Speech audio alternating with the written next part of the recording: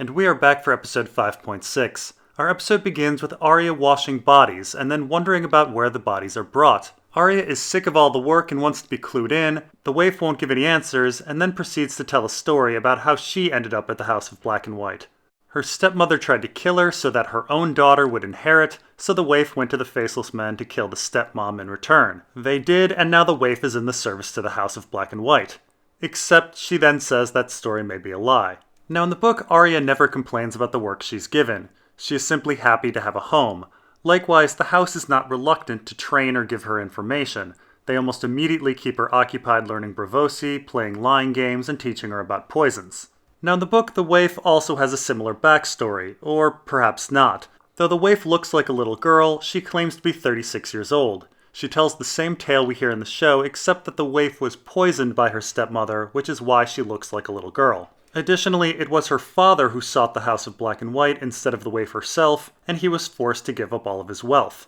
In the book, Aria is skeptical of the tale, and the waif says that it contains an untruth and an exaggeration. Aria guesses that the exaggeration is about the wealth. The House of Black and White only took 2/3 of her father's coin. Aria can't pinpoint the lie, which the waif says is the lie itself, that she lied about lying, but Aria wonders if that's a lie. So in the end, we have no idea about the waif's backstory in book or show. This is followed by a scene where Jaqen H'ghar visits Aria in the middle of the night and asks her who she is. Aria reveals that she's Aria of House Stark and gives her full story involving the death of Ned and her travels with the Hound. Jaqen proceeds to hit Aria for claiming that she hates the Hound. Now in the book, the House of Black and White rarely asks about Aria's identity. Aria reveals who she is when she first arrives, and on one occasion the kindly man does ask about her death list, but that's it. For the most part, they encourage Aria to never reveal who she is, and they taunt her with the name Aria when she's not being thoroughly no one. Next we have an extra scene with Jorah and Tyrion bickering before Tyrion reveals to Jorah that he killed his father Tywin. Here Jorah stays silent, but in the book Jorah seems to already know Tyrion's crime through rumors, and specifically criticizes Tyrion's actions, wondering how anyone could do something so evil. In the book, Tyrion quips that if Jorah hands him a crossbow, he can show him. And that is a big difference between show Tyrion and book Tyrion. Show Tyrion displays his guilt, but book Tyrion keeps it internalized. For everyone else, he acts the evil imp. Now here in the show, Tyrion lets slip that Jeor Mormont has died, and Jorah is struck by the news of the passing of his father.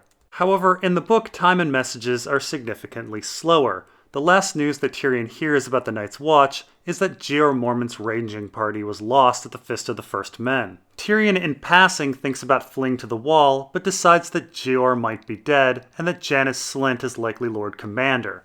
Other than that, Tyrion doesn't think about the fate of Jeor, and Tyrion never brings up to Jorah that he met the old bear. So book Jorah likely still thinks his dad is alive. Next we get an extra scene of Arya sweeping at the House of Black and White when a father comes up with his terminally ill daughter. Arya feeds her some water, telling her that it will heal her. This impresses Jaqen, and he takes Arya down underneath the temple to show her the faces on the wall. Now in the book, Arya does eventually get taken down to see these faces, but this is fairly late in her training. In fact, it's right before she's given a new face and sent on an assassination mission.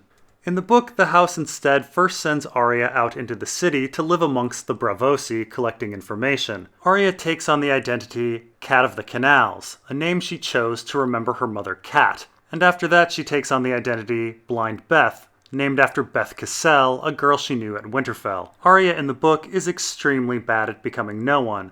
Additionally, at night, Arya begins to have wolf dreams, just like Bran, Rickon, and Jon. Next we get an extra scene where Tyrion asks Jorah why he's following Daenerys, and Jorah mentions the incident where Dany came out of the pyre with her baby dragons. Tyrion then begins to question the whole idea of monarchy before they spot a slaver's ship. Unfortunately, the slavers are already on shore looking for water, and they capture Jorah and Tyrion. They're going to take Jorah west to Weiss and kill Tyrion, but Tyrion convinces them that Jorah would make a great pit fighter and marine, and that his dwarf penis is of medicinal value, but only if people can confirm it's from a real dwarf. None of this happens in the book. The only person to ever wonder why Jorah is seeking Daenerys is the Widow of the Waterfront, and Jorah simply tells her that he wants to serve her. Jorah and Tyrion are captured by slavers after their ship is damaged in a storm, but the capture happens off-screen. Marine is the logical place to go to sell slaves, it being a rather close port.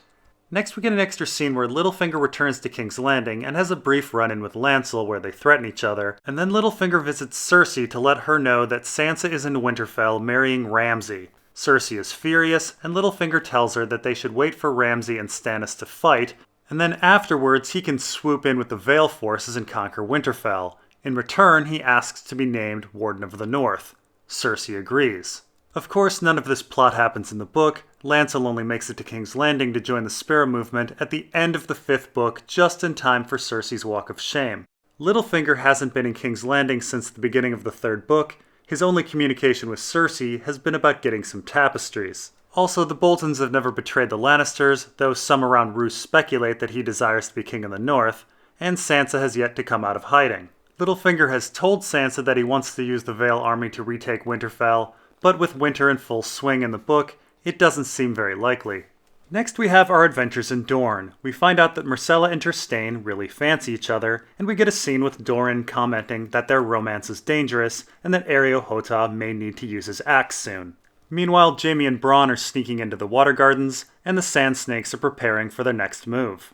Trystane and Myrcella's romance in the garden is interrupted by Jaime and Bronn, who try to kidnap Myrcella and knock Trystane out. However, they are interrupted by the Sand Snakes, who are either trying to kill or kidnap Myrcella themselves. Everyone fights for a while, until Areo Hotah comes in and captures them all. His men then arrest Ellaria. Now we have some hints of some book plots here, but for the most part the Dornish story is completely different. So first off, our book Dornish plot begins with the Sand Snakes being arrested by Doran, after each suggests rising up against the Lannisters. The Sand Snakes have yet to really do anything in our book story. It's Doran's daughter Arianna who is the main player. She seduces Myrcella's Kingsguard, Aerys Oakheart, in a plan to kidnap Myrcella and crown her. Now I will say the characters of Myrcella and Trystane do seem to like each other in the book, but it's a bit more complicated. Trystane is only 13, and Myrcella is said to be 11, but she's also said to be 9, so we have a contradiction. And later on Myrcella, or who we think is Myrcella, mentions that she has a handmaiden named Rosamund who is her body double. This was a safety procedure put in by Tyrion when the two traveled down to Dorne, so there is some question whether Myrcella is Myrcella. Trystane may actually like Rosamund, and Rosamund may actually be the person that later gets kidnapped. Anyway, Arianna, Aerys Oakheart, and a group of Arianna's co-conspirators kidnap the girl and make their way across the desert. However, Doran and Areo Hotah discover the plan, and Areo successfully catches them, killing Aerys Oakheart, who suicidally charges Areo. A conspirator named Darkstar flees and is blamed for cutting off the kidnapped girl's ear, though no one actually saw this happen, which means Darkstar has probably been framed by Doran. Currently, Areo Hotah and another Kingsguard named Balon Swan are hunting down Darkstar. Arianna and the rest of her conspirators are arrested but imprisoned separately, and Arianna wonders who the mole was in her party that told Doran and Areo Hotah. Next we get an extra scene where the Queen of Thorns arrives in King's Landing. She first talks to Margaery, and Margaery says that everyone knew about Loras and Renly's relationship. She doesn't understand why everything is different now, and so Alina goes to talk to Cersei about the arrest, and of course Cersei lies and says that she has nothing to do with the arrest of Loras and that it was all up to the Faith. She does say there will be a small hearing about the issue to clear everything up. At the hearing, Loras denies any homosexuality, and Margaery denies any knowledge of it. But the show-only character of Oliver then comes in and admits to sex with Loras, and he says that Loras has a birthmark high on his thigh. Loras is taken away, and Margaery is arrested as well for lying to the Faith, while Tommen does nothing. Now in the book, Margaery is arrested by the Faith, but the events surrounding it are very, very different. First of all, not that many people were actually aware of Loras and Renly's relationship. But Loras isn't even in the picture, really. He's over on Dragonstone, supposedly injured after taking it from Stannis' forces. Maybe. The tales are filled with contradictions on that. And Loras being gone is actually of importance, as he could defend Margaery in a trial by battle. Incidentally, Olenna is back in Highgarden at this point, and Mace Tyrell is laying siege to Stannis' forces at Storm's End. So in the book, Margaery is not arrested for lying, but for fornication. Cersei has a man named Osney Kettleblack go to the High Sparrow and falsely confess to bedding Margaery. He claims that Margaery had been sleeping with a number of men. In fact, 10 are arrested when Margaery is arrested, along with 3 of Margaery's cousins, Eleanor, Alia, and Mega. Now, there probably is some actual fornication going on with at least one of Margaery's cousins, and Margaery did ask for some moon tea from Pycelle, likely for one of them.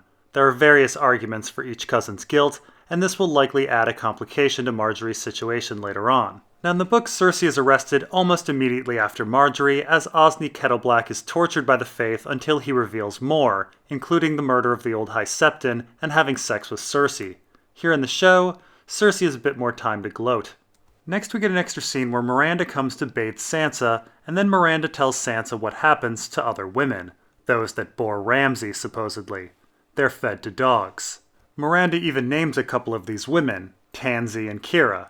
Tansy, by the way, is the girl who was hunted by Ramsay and Myranda in Season 4. Sansa then stands up to Myranda and says that this is her home and that she can't scare her. Now I will say there is a whole history and backstory to the dog hunts. George R.R. Martin is quite obsessed with hive-minded collectives consuming people and enjoys using them as a metaphor for heaven or hell. The Werewoods, for example, are a collective of the Children of the Forest, and the House of the Undying in Qarth is a collective of warlocks. And our author has written about these collectives being a stand-in for the afterlife, for heaven in a story called A Song for Leah, and hell in a story called The Pear-Shaped Man. Whatever the case, Ramsay hunts women with his pack of dogs, and after women are caught, the dogs consume the women, and a dog is named for a woman if that woman gives good chase. So the women are consumed and absorbed into the pack for an afterlife of sorts. I refer jokingly to Ramsay's dogs as the dog net. Anyway, here in the show, Myranda mentions a girl named Kira. Kira in the book was a tavern wench that Theon took on as a bed warmer when he conquered Winterfell. In the show, Osha is made Theon's bedwarmer instead. So Book Ramsay conquers Winterfell and takes Kira as his bedwarmer, and then she's used in a fake escape plan for Theon. Kira is killed after this hunt, fed to the dogs, and a dog is named for her. Next we get Sansa's marriage. After telling Theon that she doesn't care about him, the two head downstairs, and everyone swears in front of a heart tree, and the ceremony is finished. Sansa is then brought back upstairs, and Ramsay forces Theon to watch him rape Sansa. Now, of course, in the book, the bride is Sansa's best friend Jane Poole, pretending to be Aria. And unlike Sansa, she is well aware of the monster that Ramsay is. She has heard plenty of rumors. In fact, she begs Theon to help her escape before the wedding, but he refuses. Jane and Theon then head to the wedding, where many lords of the North are in attendance. The book plot actually involves quite a bit of complicated and fascinating interaction between the northern houses, as well as the Freys. And there's likely a few conspiracies going on as well. We definitely have some secret Stannis supporters in the mix. Anyway, Theon in the book thinks his function in the wedding is to vouch for the identity of the bride, that she is Aria. And while that is likely true, there is something else to it. In the religion of the old gods, people aren't supposed to lie in front of heart trees, so Theon is the designated liar of the evening. It seems that either the Boltons are a bit superstitious, or Ramsay just thinks it's amusing for Theon to damn himself in front of the gods. Theon, by the way, is the only one who lies in the ceremony, claiming that Jane is Aria. Jane never claims that she's Aria, and neither does Ramsay. Now in both book and show, Ramsay, interestingly enough, declares himself the heir to the Dreadfort during the ceremony, and this puts him at odds with House Frey, who wants Fat Walda's child to inherit. Now there is a wedding feast after the ceremony in the book, and a few important things occur at it. First off, the Northern Lord Wyman Manderly arrives with 3 large pies that most people at the feast eat from. He then demands that a song about cannibalism be sung, and so many people believe that Wyman Manderly killed 3 Freys and cooked them into pies, an idea borrowed with Aria in Season 6. Another interesting thing is that a bard named Abel arrives with 6 washerwomen and provides entertainment. Abel is none other than Mance Rayder, there to rescue Aria and perhaps take part in other schemes. We also find out at the feast, through a lady named Barbary Dustin, that some lords mistrust maesters and believe that they are part of a large conspiracy to control Westeros. Anyway, after the feast, there is a bedding, and as bad as the rape scene is in the show, in the book it's actually worse, as Theon is forced to participate. Jane Poole is frightened and understandably not aroused, so Theon is forced to perform cunnilingus on Jane to prepare her for Ramsay. And that's all for episode 5.6. See you in episode 5.7.